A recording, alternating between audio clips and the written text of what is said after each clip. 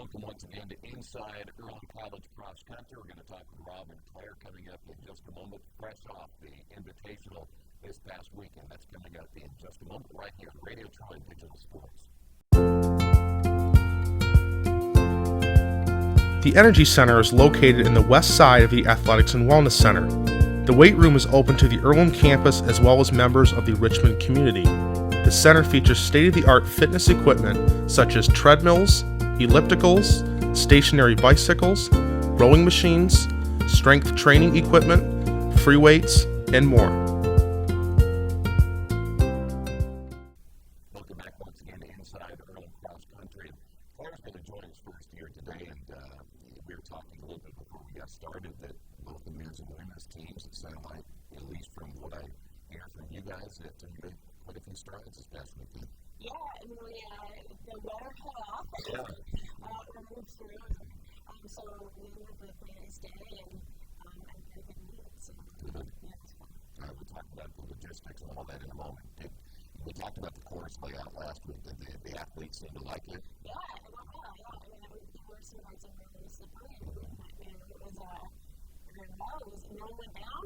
There were many people across the line, so it went well. We're happy. Talked about the performances. I don't know how you and Rob want to split this up today as far as the men and the women, but you want to take the men or the women today? I'll take the men.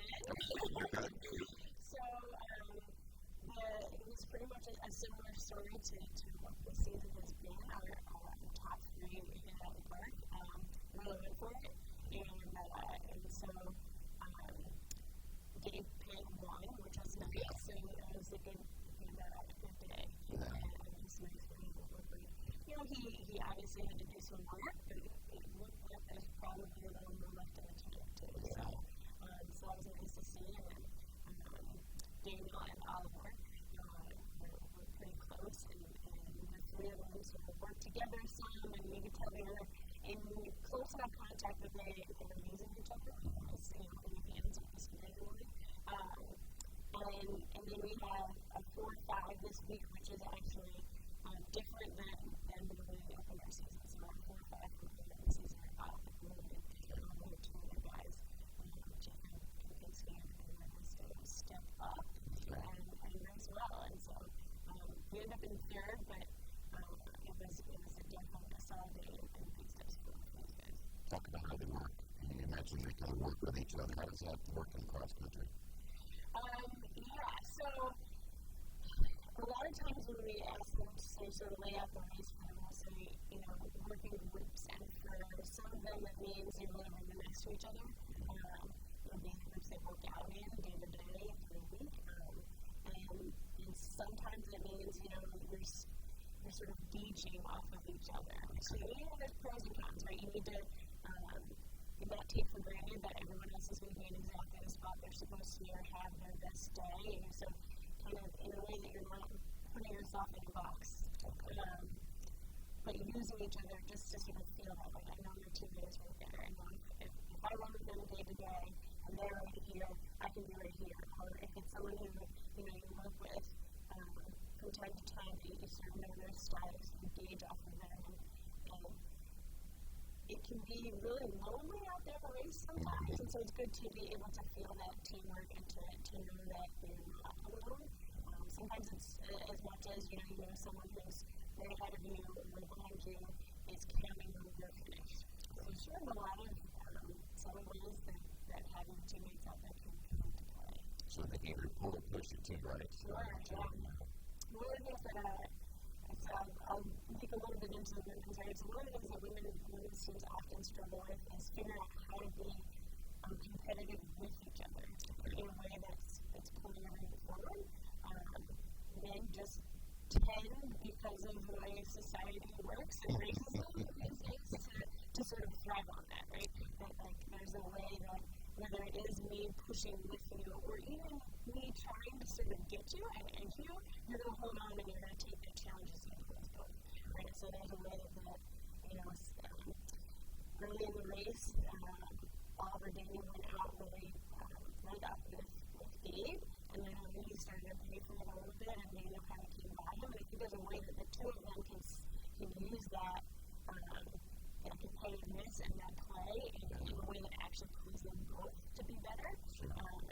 so that Jane and I and with Jane and Vanessa, they work out together all the time.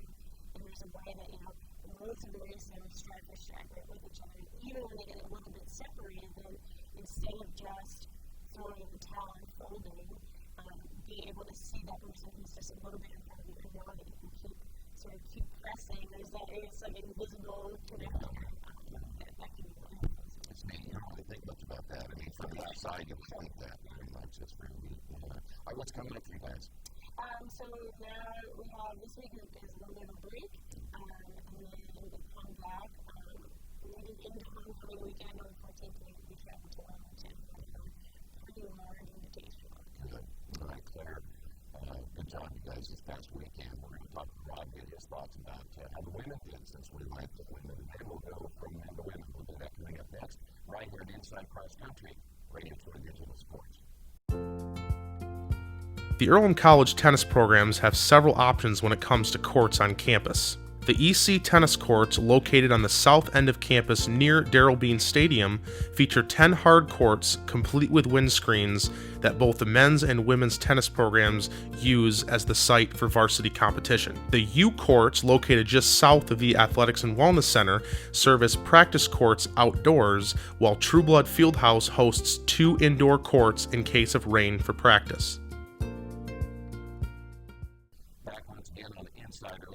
Country is Rob Hill will join us, and of course thanks to Claire for talking a little bit about the men, and let's talk about the women's side of the invitation this past weekend. Give your thoughts on how everything went, and certainly kind of fun to see how the course all laid out and everything. Your thoughts?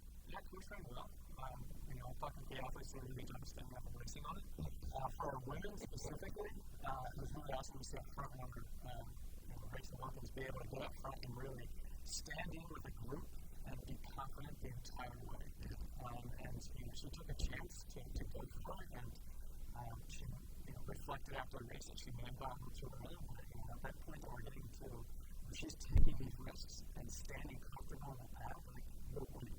And that's just going to pay dividends for us. Huge. I thought Colin did a really nice job of getting our two, and she does a really good job of bridging the gap between our front runner and then our pack of our group.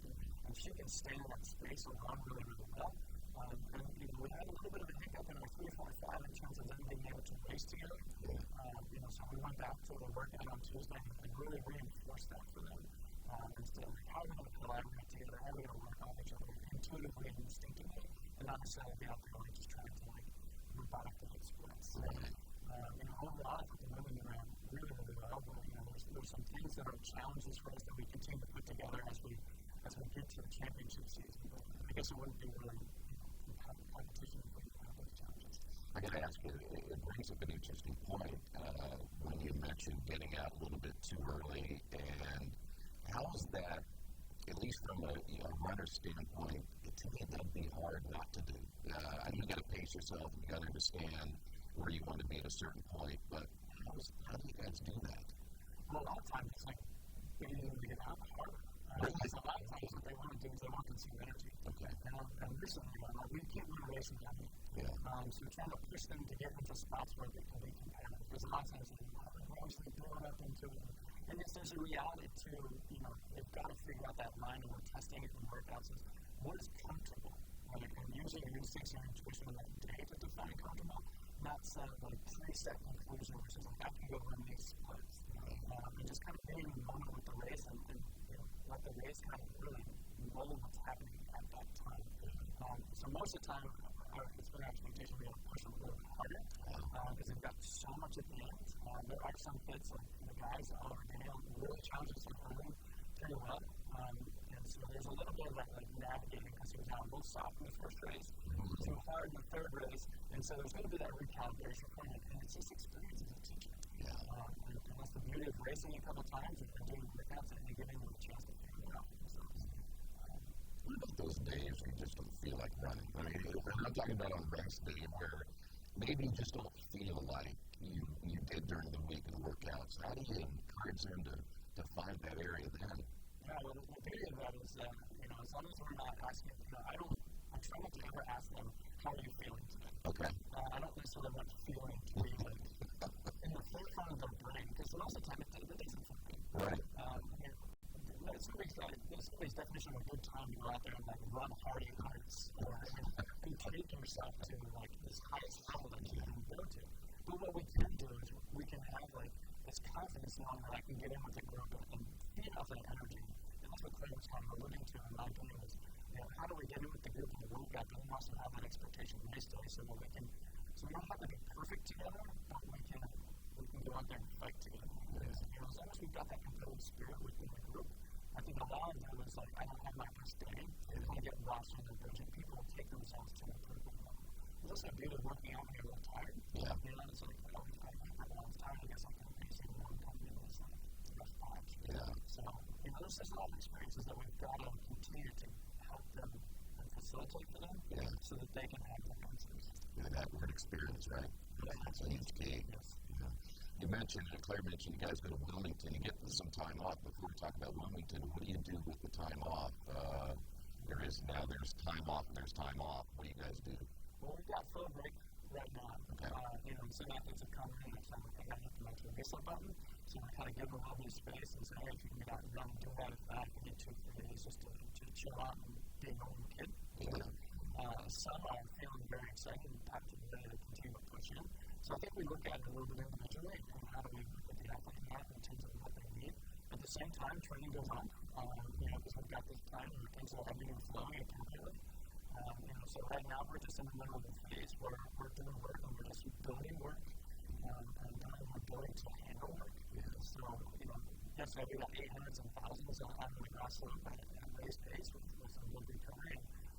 Their chest, their hearts were pumping out their chest pretty nicely. So, with that, like, it's just like, how do you just continue to progressively build to this peak? And that's where we're at right now. We're going to about another week or 2 of hard work, and then things will start to back up a little bit. How far are you away from the conference? We're 4 weeks. 4 weeks. So it's right around the corner. 2 weeks after Wilmington, and Wilmington is not this week. Wilmington, as Claire mentioned, pretty big meet, right? Yeah, we've never been there, so we have no idea what we're walking into. It's kind of like, IU meet. But the athletes have been there. Apparently it's a very large field where we can do some racing because the course is flatter and there's a lot of grass. It's one of the things we're trying for the athletes. It gives us really good opportunity to work on what we have struggled with at IU in terms of Indiana and country, where the larger field kind of got lost in mentally and really raced true to our roots. So the smaller field in the home invite is a really big reminder of how we're going to do that. And now this larger field of Wilmington really challenges us to really hold on to what makes us who we are and stay confident. So it's a really cool opportunity. It's a really fancy. We'll talk more about that next week. Rob, good to see you, sir. Thank you as always. Great job again at the EARLHAM Invitational. And of course, go to the EARLHAM website for more information on the cross-country teams. Go to EARLHAM.com. You can keep up with them throughout the entire season. And we'll see you again next time right here on Inside Cross Country Radio for Sports.